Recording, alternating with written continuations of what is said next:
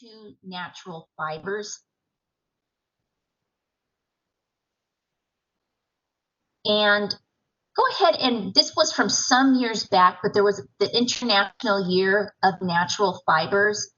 I would take the time and just take a look at that. I thought that it was an advertisement for an institute of fibers, but it kind of had a romance to it, like really, romancing this idea of natural fibers versus synthetic fibers, right? And why is that? Why is there some type of romance with natural fibers?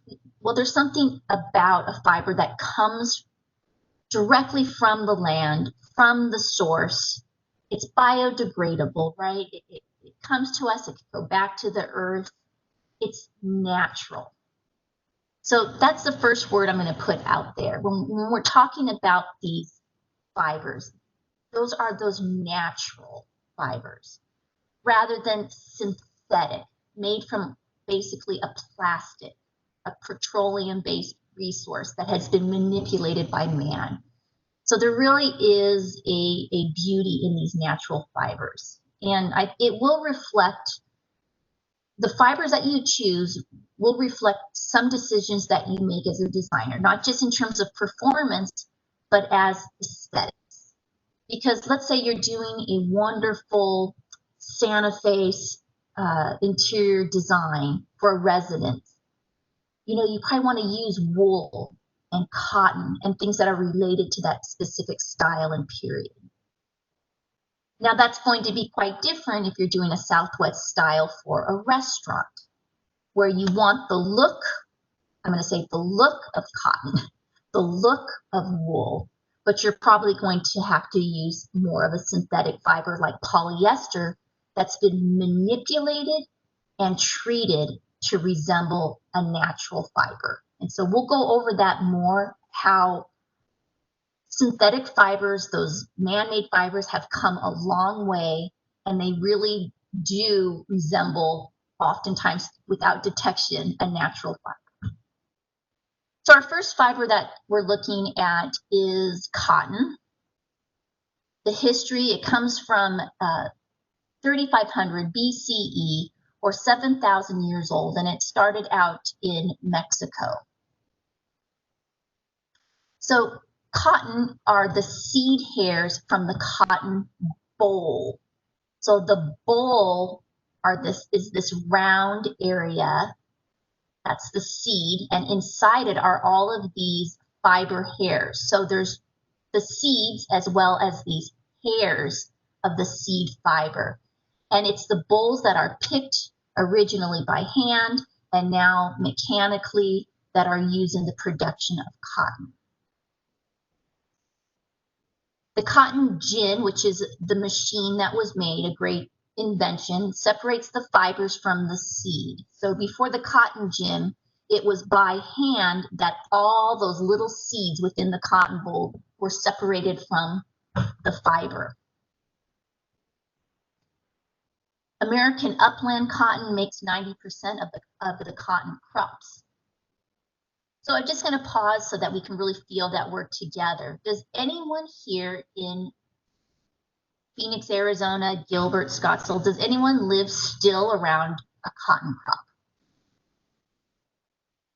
If you live in Gilbert, you live maybe far enough out west, but even around Scottsdale Community College, there's still cotton crops. So the reason why I asked that, and I live in Ahwatukee out here, so I'm by a mountain, so we don't have farmland too close by, but it's not too far of a drive for me to see cotton still being grown today. So cotton is one of Arizona's 5 C's, the letter C. Cotton, cattle, copper, climate, citrus. So those were the keys to our industry. Climate, drawing people to the region, drawing people for vacations to live, Del Webb, etc. So that it's one of the main C's, cotton. So this is really important for you to know, and maybe if you are taking notes, the difference between a long staple cotton or a short staple cotton. So it's easy, long versus short. There's a difference. So depending on where the cotton is sourced, you'll find longer fibers and shorter fibers. So the longer the fiber, the higher the quality. The longer the fiber, the smoother is the yarn when it's spun. So I'm just going to ask you to do something for a second. I'm just going to ask you to take some of your hair, and my hair is long. I would say 10 inches, 8 or 10 inches long. So when you spin it, long fibers tend to create a nice smooth yarn. So if you're twisting your hair right now, I am. Now my short little fibers, like from my gray hair, they're going to start popping out, right? They're coarse and they're going to start popping out. So when you spin short little fibers, you tend to have a bulkier, coarser yarn, which leads to a bulkier, coarser textile. So does either of that, does any questions to that? Because the difference between long and short in terms of what happens when the fiber is spun is very important. So there's a surge in popularity next for organic cotton. So certified organic cotton, not using pesticides, organically grown, because what we put on our skin or what we sit on and put next to our body, to some, we want to really keep those toxins away from us. So there is a surge in that. There's also an increasing popularity for engineered cotton.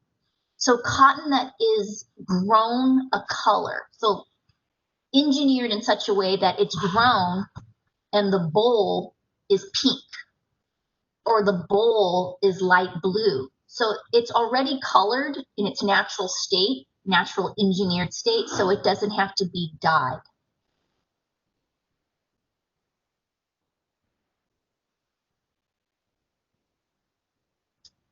So the process for creating cotton to produce the fiber is as follows. First, it has to be harvested, picked. It then has to be graded according to quality, picking out maybe damaged or dirtied cotton bolls. So it's harvested, it's graded, it's then cleaned. We talked about the seeds are removed, the dirt is removed. And then it's what's called carded. So carded is the process of straightening all of those fibers. So it's like a really, really large two-part comb. Comb straightens it out even further. Carding just is a necessary process to get those straight so that they can then be spun into yarn. So carded, straightened, combed, smoothed out even further. So you can think about coming out of the shower and maybe just straightening your hair with your fingers, and then the actual process of really combing it and brushing it to get it very straight. Once the fibers are straight, it's spun into slivers. So slivers looks like a big ponytail. So it's spun into these large ponytails. Those are then spun into yarn, as we know it, of different sizes, woven into a grayish good, that unfinished textile, and then finished, meaning brightened, bleached, treated, printed, dyed. When we study finishes, we'll learn a little more about mercerized cotton, and what that is that finished textile sometimes is dumped into a vat that the yarns will swell up and make a very nice, dense textile. So we will study that a bit more when we move into finishes.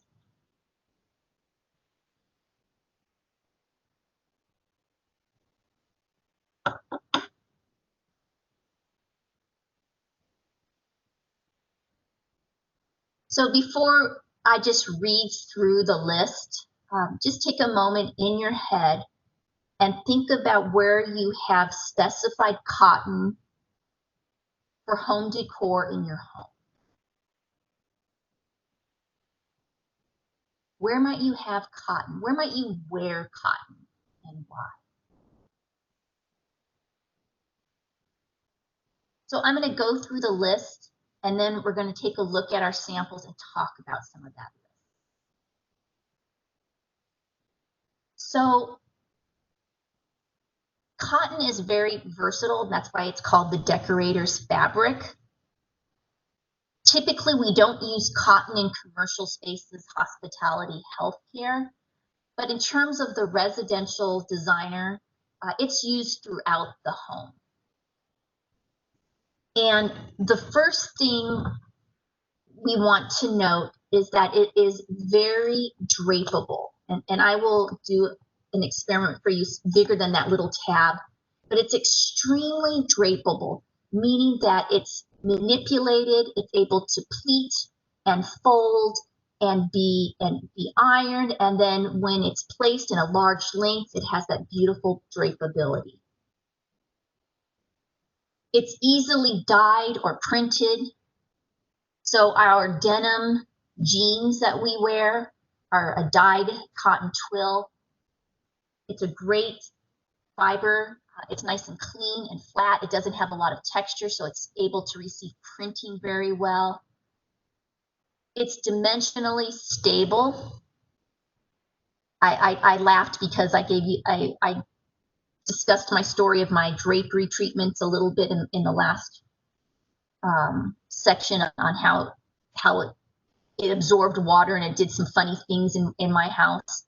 But it is quite dimensionally stable. It holds its shape.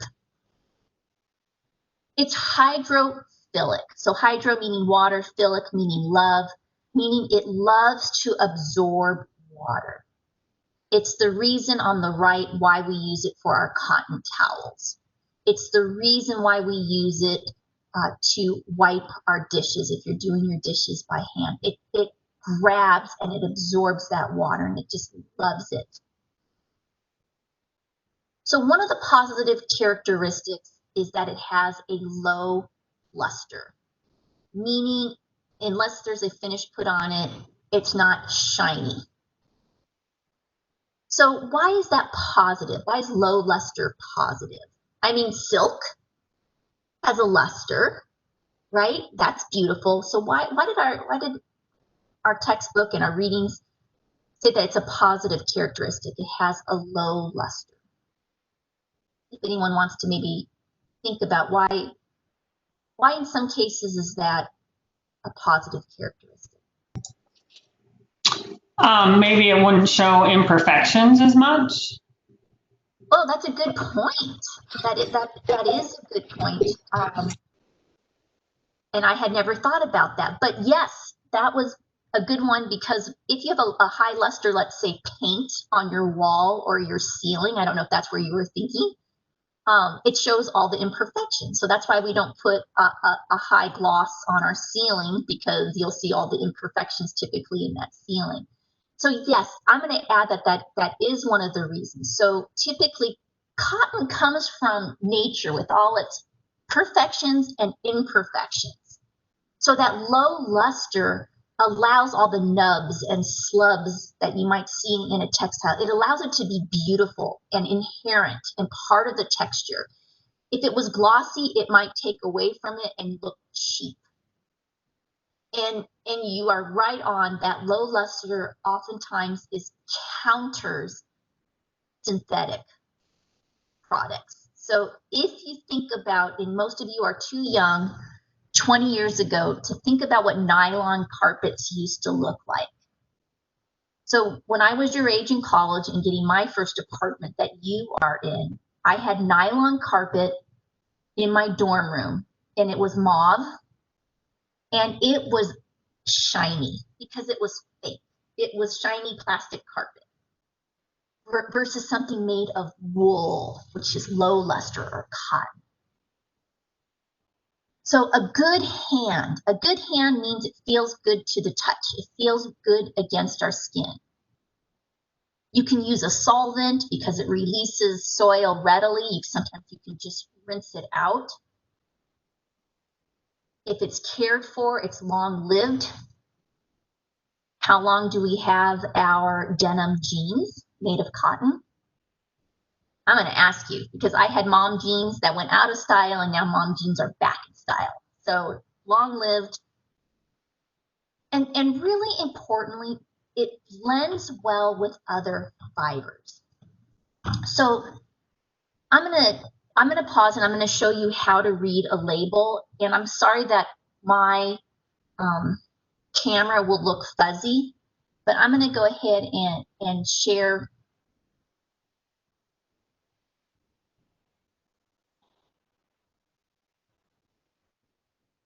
So I just want to show you how to read a label. So if you're going to be finding and searching for cotton samples around your house, you're probably just going to look at the back side of the dish towel or towel or something, and you're going to see that it's going to say like 100% cotton. The memo samples that you receive from the design center will be a little different. So the samples you will receive from the design center or your swatches will have some detailed labeling. So the first thing that it'll tell you, it'll be telling you the vendor. So if you have 500 memo samples, you know, in your studio, you know, sometimes you forget where you got them from. So clearly this is from a company called Pindler and Pindler. Pindler and Pindler is located at the design center where you can look at samples and order samples. It tells you where to order, where the office is, where the fax number, and 1-800 is. So they want you to buy from them, so they give you all of that pertinent information. On the very top, it says 100% combed cotton. So it's telling you the content is 100% cotton, meaning it's not blended. It's telling you that it's combed, meaning that it went through that straightening process and the fibers were very straight and very fine before woven into a yarn. So this, I wish you can, you know, I wish I could pass this around the room as usual. This feels so smooth and good to the touch. I want to sleep on it. So the next thing, so it's telling me the pattern and the color. Pattern is Avalon color ash. It's gray. The width on a bolt is 54 inches wide, so that's the normal width on a bolt. That was one of your test questions or your quiz questions. It's letting me know that it has a finish, so it has been finished with some soil and stain resistance. So a finish is put on the top or sometimes embedded in the yarn. And the contents is 100% combed cotton. This big square that looks very blurry on my screen and probably your screen says this is a 30-day loan sample. So some companies like Pindler and Pindler only loan out their samples for 30 days and they want you to return them. If you don't, they might bill you, they might not. So Krabbit wants you to keep their samples. Pindler and Pindler, for example, wants you to return them. They're also giving me a cleaning code, which is S. We'll learn more about that. That means it could be washed with a solvent. So as we know, we can put a little soap on cotton, right? So that's reading a label. So I'm going to have you, there's swatch 5 and 6 in your journal. And if you haven't already, so it was a student who brought this to my attention. So I didn't even know that I do this, but when I teach textiles in person, one of my students says, do you know that you are constantly pleating and playing and touching your fabric samples, your textile samples? And I said, I don't. But it's my way of saying, ooh, is this appropriate for drapery? You know? And I've just gotten the habit as a designer to manipulate the textile. So I do this out of habit. It's intuitive for me now. And so I'm going to have you touch your two samples. So the first one is a cotton sample from your journal. It's 100% cotton, and your textbook is telling you that cotton, you can use cotton for curtains, tableware. It's not saying upholstery in this sample. And why is that? It's not because it's made of cotton. It's because it's a very fine weave. It's a very fine weave, and it has a certain transparency to it. So wouldn't this make a beautiful, and you guys do it, wouldn't this make a beautiful custom, you know, semi-sheer drapery treatment? It still will allow light to pass out. You'll see and observe some of the pattern that was actually woven into that rather than embroidered. So the next thing I want you to do is to pull one of the fine yarns.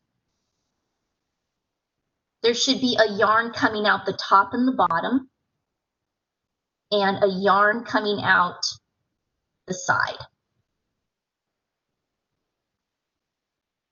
So when we move from fibers to construction and weaving, we'll find that there are left to right weft yarns, and that are the weaving, and the top and bottom warp yarns, which are stabilize the loom, and then the weft yarns will weave through there, will get through there.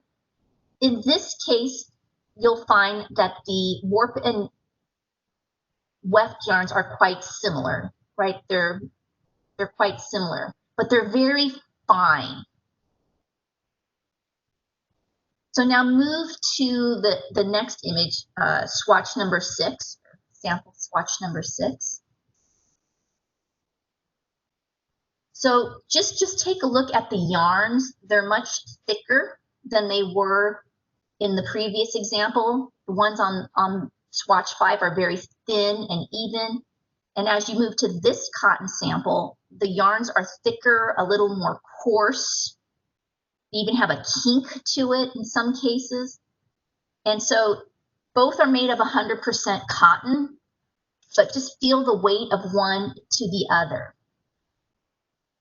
So I feel like, you know, number 6 would be more suitable for something a little more heavy duty. So yes, maybe it can still be, it's light enough that it can be used as a drapery treatment. Maybe it's structurally sound enough that maybe you can use it more for some pillows and such like that, but probably not quite heavy enough, almost for upholstery, maybe for upholstery.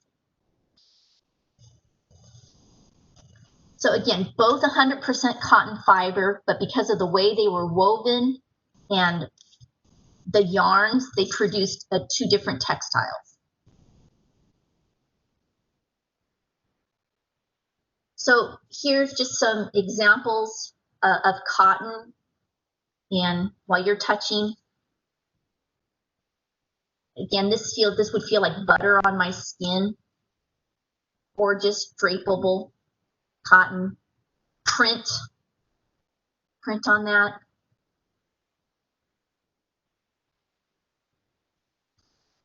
So I have 2 cotton prints here. Guess what's coming back in style? Cotton chintz florals. So 100% cotton. If you can hear it, it's really noisy. It's noisy because it's 100% cotton. That's fine. Because it's cotton, it has this beautiful print on top of it. But it's noisy because it has a finish, and it has a finish called, Bobby might know, a chintz finish. So it has a shiny finish to it. So we said cotton was low luster. and it is. So if I look at the back side, low luster, but they added a nice shiny finish to it. So that's cotton. And here is a cotton print in a William Morris. If you're taking your history classes, this is a William Morris print on there. And they wanted to make it look, you know, the arts and crafts movement. They don't want it to look shiny and artificial. They want it to be about that very flat print, and that is on cotton.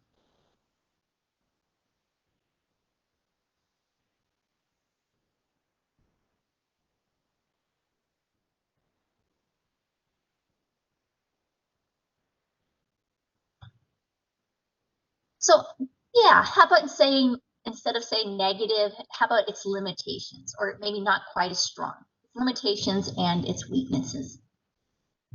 So cotton wrinkles unless it's blended or treated. It wrinkles unless it's blended or treated. Treated means it's treated with a anti-wrinkle finish.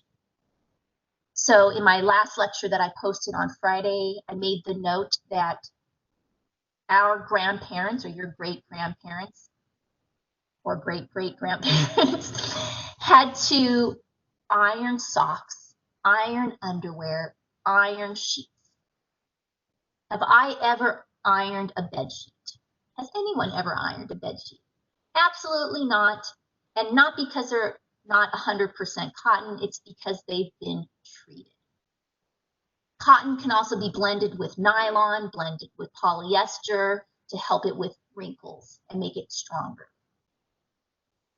Cotton has a low abrasion resistance. That means it will fray, it will get damaged when rubbed. So it's for this reason that you'll see cotton maybe on a few pieces in a home, but you will probably never see cotton out in a restaurant or commercial settings. Low abrasion resistance. It won't stand up.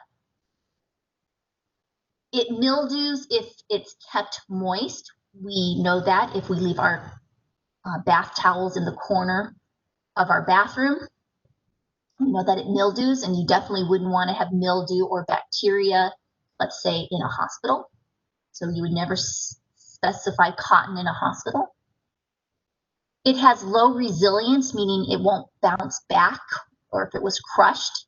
So that's why we don't see cotton used very often in carpets with a raised surface or a pile. So although it dyes well, it does dye slowly. So this is where I hope some younger students join in.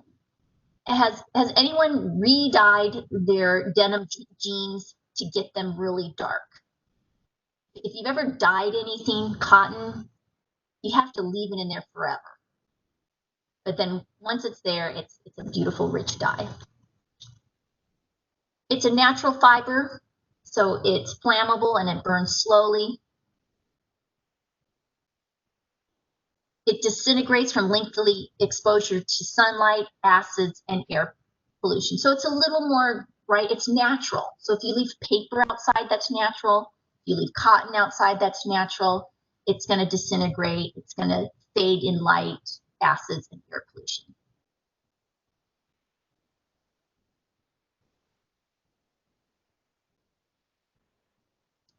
Here are some different applications, and this will what you'll be doing in your first study. You'll be Googling or searching for 100% cotton at a place like Pottery Barn.